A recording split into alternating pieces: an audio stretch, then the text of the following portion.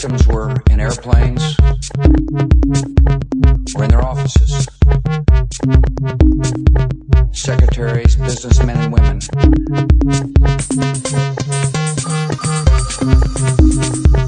Military and federal workers. Moms and dads. Friends and neighbors.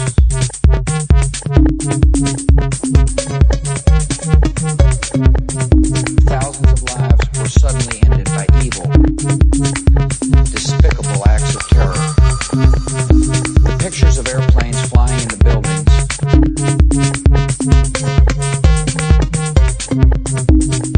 fires burning, huge structures collapsing, have filled us with disbelief, terrible sadness, and a quiet, unyielding anger. These acts of mass murder were intended to frighten our nation into chaos and retreat. But they have failed. Our country is strong. A great people has been moved to defend a great nation. Terrorist attacks can shake the foundations of our biggest buildings, but they cannot touch the foundation of America. These acts shatter steel, but they cannot dent the steel of American resolve. America was targeted for attack because we're the brightest beacon for freedom and opportunity in the world. And no one will keep that light from shining.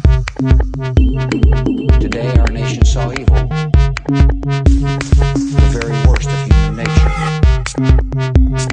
And we responded with the best of America. With the daring of our rescue workers, with the caring for strangers and neighbors who came to give blood and help in any way they could. Immediately following the first attack, I implemented our government's emergency response plans. Our military is powerful.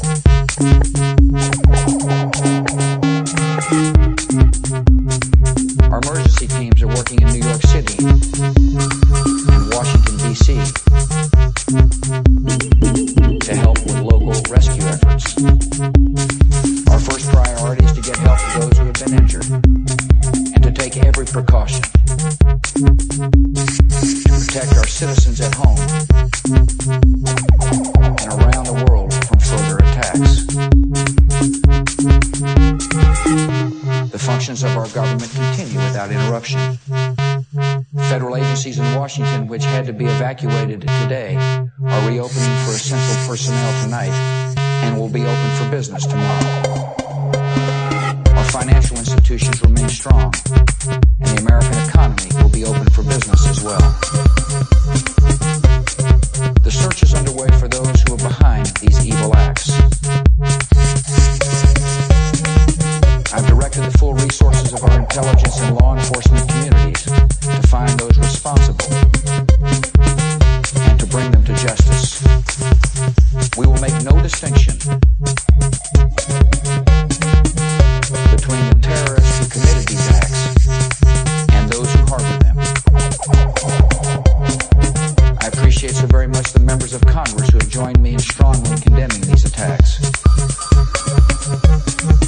And on behalf of the American people, I thank the many world leaders who have called to offer their condolences and assistance. America and our friends and allies join with all those who want peace and security in the world. And we stand together to win the war against terrorism. Tonight I ask for your prayers for all those who grieve, for the children whose worlds have been shattered, for all whose sense of safety and security has been threatened. And I pray they will be comforted by a power greater than any of us. Spoken through the ages in Psalm 23. Even though I walk through the valley of the shadow of death, I fear no evil, for you are with me. This is a day when all Americans from every walk of life unite in our resolve for justice and peace. stood down any enemies before, and we will do so this time. None of us will ever forget this day. Yet we go forward to defend freedom and all that is good and just in our world. Thank you. Good night, and God bless America.